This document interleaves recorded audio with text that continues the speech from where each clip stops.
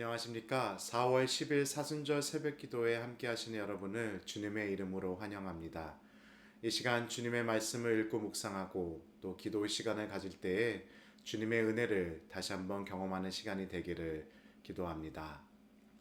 이 시간 성 어거스틴의 기도문 주님이 원하시는 것을 따르게 하소서라는 기도로 시작하도록 하겠습니다.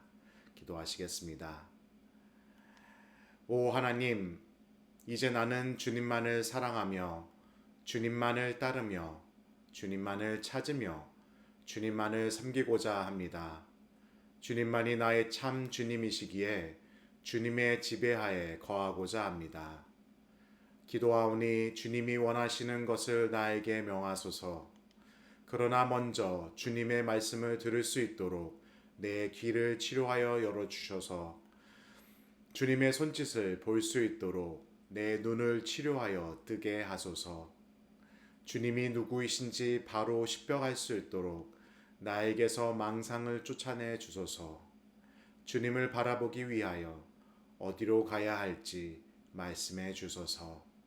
주님이 명하시는 모든 것을 나는 따르기 원합니다. 아멘. 오늘 함께 읽고 묵상하실 말씀은 히브리서 11장 1절에서부터 3절 말씀입니다. 히브리서 11장 1절에서부터 3절 말씀을 제가 봉독해 드리겠습니다. 믿음은 바라는 것들의 실상이요 보이지 않는 것들의 증거입니다. 선조들은 이 믿음을 가지고서 훌륭한 평판을 받았습니다. 우리는 믿음으로 온 세상이 하나님의 말씀으로 지어진 것을 깨닫습니다. 눈에 보이는 것은 나타나 있는 것에서 만들어진 것이 아닙니다. 하나님의 말씀입니다. 혹시 믿음 생활을 하시면서 믿음 생활이 어리석은 일이라는 주위 사람들의 이야기를 들어보신 적이 있으신가요? 아마도 새벽의 고요함 속에서 우리가 말씀을 묵상하고 기도드리는 이 시간 또한 세상 사람들 눈에는 작은 일이거나 어리석은 일처럼 보일 수 있습니다. 하지만 오늘 본문은 우리에게 말합니다.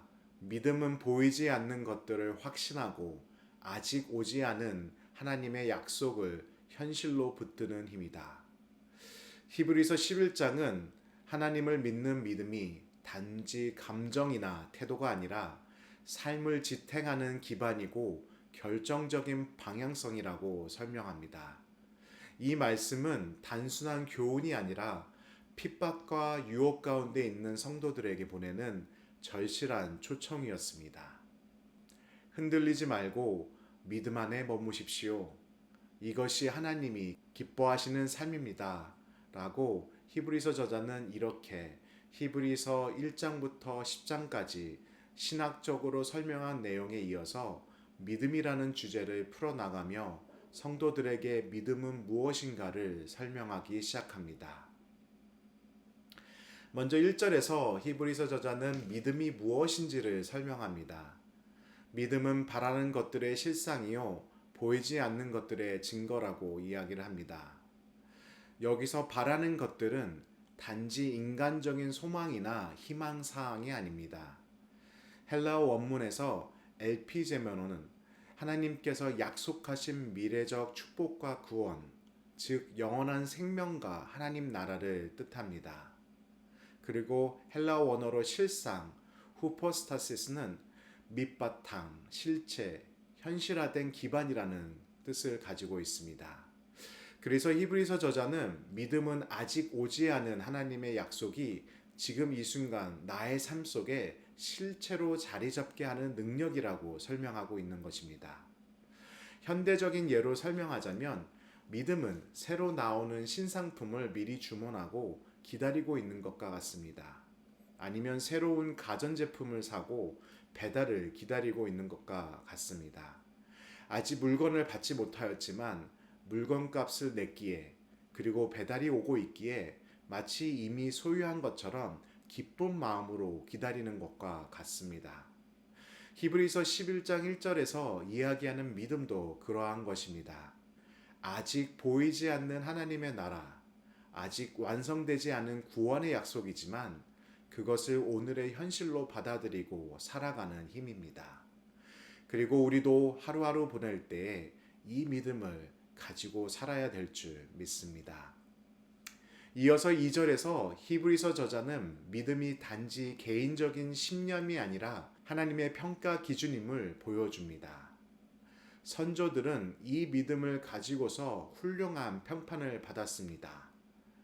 훌륭한 평판이라는 말은 원어로 마르토레오, 즉 하나님께서 그들의 믿음을 증언하셨다는 뜻입니다.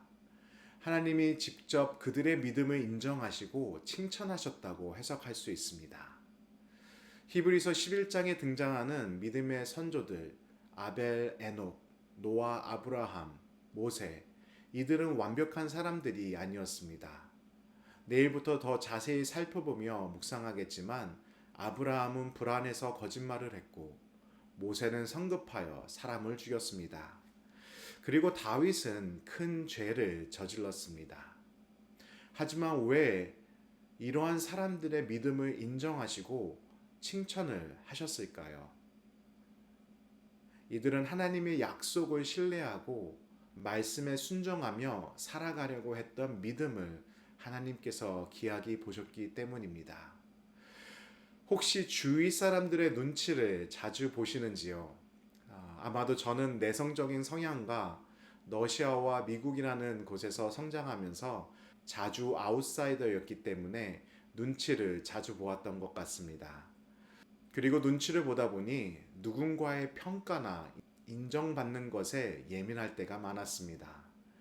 그러다 보니 하루를 보내고 잠을 자기 전에 하루를 돌아보고 이북킥할 때도 많았었고 걱정에 빠져 잠을 못 이룰 때도 있었고 때로는 걱정하다 지쳐 잠들 때도 있었습니다. 이렇게 오늘날 많은 사람들은 사람들의 평가 또는 인정받기에 신경을 쓰며 살아가고 있습니다.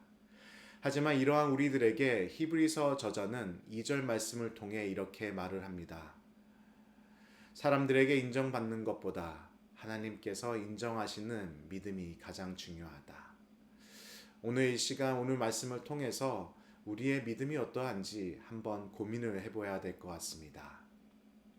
그리고 마지막으로 3절은 믿음이 세상을 바라보는 관점의 변화라는 점을 강조합니다. 우리는 믿음으로 온 세상이 하나님의 말씀으로 지어진 것을 깨닫습니다. 눈에 보이는 것은 나타나 있는 것에서 만들어진 것이 아닙니다. 여기서 깨닫는다는 말은 단순한 지식이 아니라 믿음을 통해 본질을 이해한다는 뜻입니다. 세상의 시작은 물질에서 난 것이 아니라 하나님의 말씀으로부터 시작되었습니다. 말씀은 보이지 않지만 모든 존재의 시작입니다. 그래서 믿음이 있어야 비로소 진짜 현실을 볼 수 있습니다. 히브리서는 이 말씀을 통해서 진짜 현실은 보이는 세계 저 너머에 있고 보이지 않는 하나님의 뜻과 계획이 진짜 현실이라는 것을 이야기합니다. 이 세상은 눈에 보이는 것만으로 설명되지 않습니다. 우리가 이해할 수 없는 고난, 예기치 못한 상황 속에서도 우리는 믿음이라는 렌즈를 통해서 하나님의 뜻을 엿볼 수 있고 시간이 지나면 이해할 수 없었던 고난과 예기치 못한 상황까지도 하나님께서 함께 하셨고 신실하게 하나님의 약속을 지켜오셨다는 믿음의 고백을 할 수 있게 됩니다. 히브리서 11장은 다음 메시지를 반복하고 있는 것 같습니다. 믿음으로 살고 믿음으로 견디고 믿음으로 순종하라. 믿음은 과거의 유산이 아니라 오늘을 살아가는 능력입니다. 믿음은 내일의 소망이 아니라 오늘의 실천입니다. 오늘 이 시간 본문 말씀을 통해서 믿음이 무엇인지를 다시 한번 마음에 새기길 바랍니다. 그래서 보이지 않지만 분명히 역사하시는 하나님의 약속을 신뢰할 수 있기를 기도합니다. 그리고 마지막으로 믿음의 사람답게 오늘 하루를 살아가기로 결단할 수 있기를 소망합니다. 믿음의 사람답게 살아가는 것이 좁고 외로울 수 있지만 결국 하나님께서 기뻐하시고 하나님께 인정받는 것이기 때문입니다. 이제 기도의 시간을 통해서 우리의 믿음과 삶을 돌아보겠습니다. 과연 나는 하나님의 약속을 마치 이미 받은 것처럼 살아가고 있는가? 내가 기대하는 믿음의 실상은 무엇인가? 이 질문들을 통해서 우리의 믿음과 삶을 살펴보는 시간을 가졌으면 좋겠습니다. 그리고 우리 주위의 가족, 지인들, 그리고 이웃들을 위해서 중보할 수 있는 시간이 되기를 바랍니다. 특별히 오늘 말씀을 묵상하며 믿음의 여정 속에서 여러 상황과 이유들로 믿음이 흔들리고 있는 분들을 기억하고 기도해 주시면 감사하겠습니다. 기도하시겠습니다.